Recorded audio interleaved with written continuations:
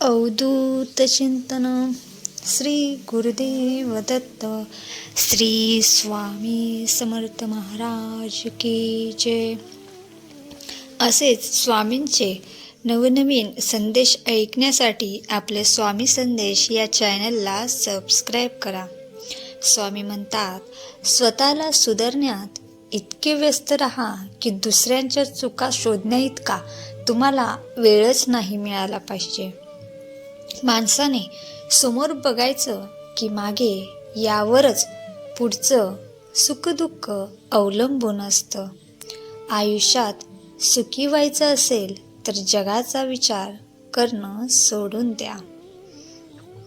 हिम्मत एवढी ठेवा की तिच्यासमोर नशिबालाही झुकावं लागेल.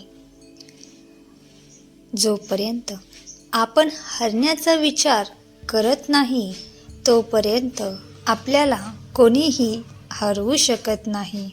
हे एकदा मनाशी पक्के केले की आपण जिंकणारच हे नक्की.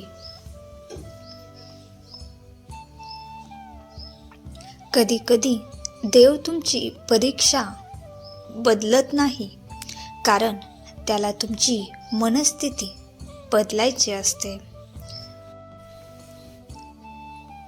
स्वप्न 3 असतात जी तुम्हाला झोपल्यावर पडतात. स्वप्न ती असतात जी तुम्हाला झोपू देत नाहीत.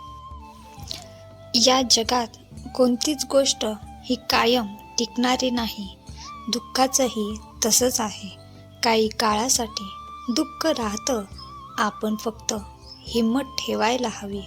खऱ्या विद्यार्थ्याला सुट्टी कधीच नसते. सुट्टी ही त्याच्यासाठी नवं काहीतरी शिकण्याची संधी असते.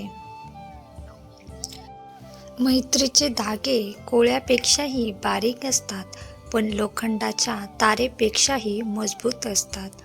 तुटले तर श्वासनानेही तुटतील, नाहीतर वर्जघातानेही तुटणार नाहीत. कुणी कसं दिसावं यापेक्षा कसं असावं याला महत्त्व आहे. ते शक्य नसेल तर कमीत कमी जास्तीत जास्त कसं नसावं याला तरी नक्कीच महत्त्व आहे. खरं तर सगळे कागद सारखेच. त्याला अहंकार चिटकला की त्याचे सर्टिफिकेट होते. आयुष्य फार सुंदर आहे. ते फक्त चांगल्या विचारांनी जगता आलं पाहिजे. माणूस जोडत गेलं पाहिजे.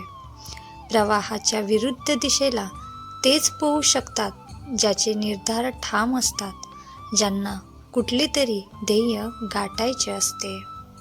नवीन विचार तर दररोज येत असतात, पण त्यांना सत्यात उतरणे हाच खरा संघर्ष आहे. जगात काय बोलत आहात यापेक्षा कोण बोलत आहात याला जास्त महत्त्व आहे.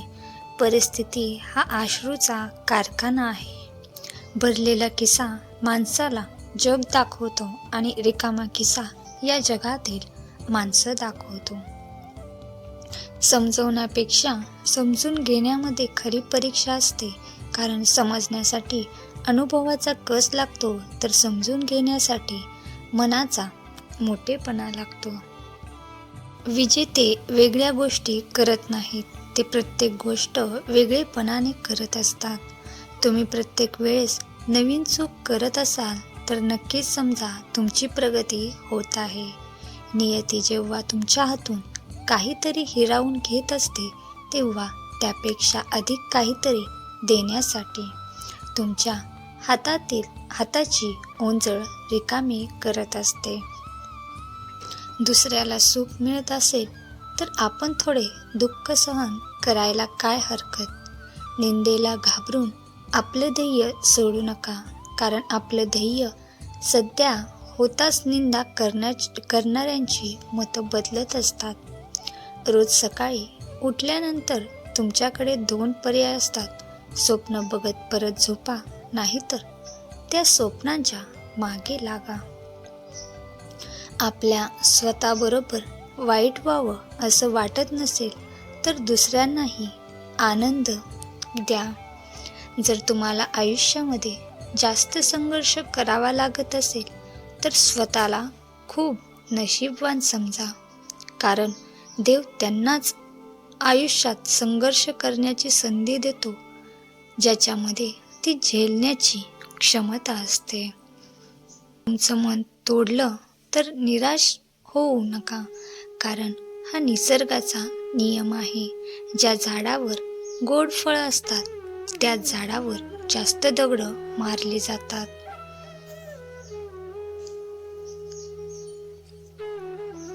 इच्छा दांडगी असली की मदत आपणहून तुमच्याकडे चालत येत असते.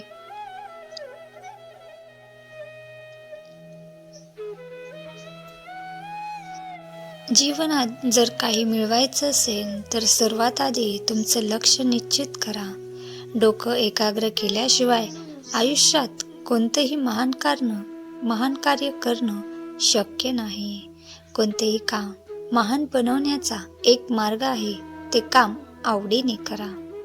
जिंकणारी लोक काही वेगळं करत नाहीत, ते फक्त प्रत्येक गोष्ट वेगळेपणाने करत असतात. आपल्यामध्ये फक्त एकच कमतरता, ती म्हणजे आपण गोष्टी करतो कमी आणि बोलतो जास्त.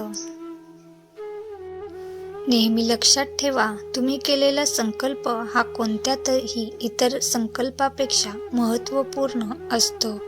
कार्य हाच यशाचा पाया असतो. वारंवार अपयश मिळूनही उत्साह कमी न होणं हीच यशाची पायरी असते. यश तुमच्याकडून काहीही चूक झाली नाही यामध्ये नसून एक चूक दुसऱ्यांदा करत नाही यात आहे. जे तुम्ही करू शकत नाही, ज्याला जे तुम्ही करू शकता याच्यामध्ये येऊ देऊ नका. या क्षणी केलेली चांगली गोष्ट तुम्हाला पुढच्या चांगल्या क्षणापर्यंत घेऊन जात असते. तुमचं यश यावरून ठरवा की तुम्ही ते मिळवण्यासाठी काय गमावलं आहे. मी बघितलं की आपण जेवढी जास्त मेहनत करतो तितकं आपल्याला भाग्य आपल्याला साथ देत असतं. या क्षणी केलेली चांगली गोष्ट तुम्हाला पुढच्या चांगल्या क्षणापर्यंत घेऊन जात असते. तुमचं यश यावरून ठरवा की तुम्ही ते मिळवण्यासाठी काय गमावलं आहे. या क्षणी केलेली चांगली गोष्ट तुम्हाला पुढच्या चांगल्या क्षणापर्यंत घेऊन जात असते. तुमचं यश यावरून ठरवा की तुम्ही ते मिळवण्यासाठी काय गमावलं आहे. मी बघितलं, सगळं नीट होईल, कदाचित आज नाही पण येत्या काळात. जेव्हा तुमच्या मनात एखादी गोष्ट थांबवण्याचा विचार येईल तेव्हा विचार करा की तुम्ही सुरुवात का केली. लोकांच्या बोलण्यामुळे, परिस्थितीमुळे निराश होऊ नका. दोन्हींना तुमच्या प्रतिक्रियेशिवाय महत्त्व नाही.